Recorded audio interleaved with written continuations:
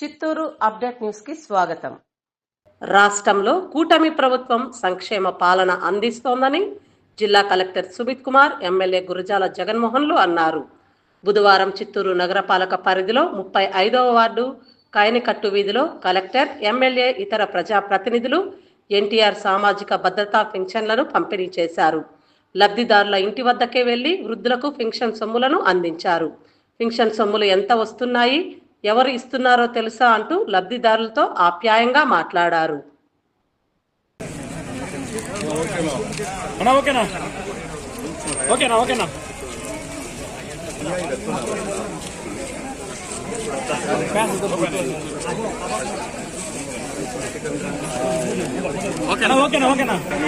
రాజశేఖర్ కుర్తి వెనక్కి రాజశేఖర్ కొంచానికి రాజశేఖర్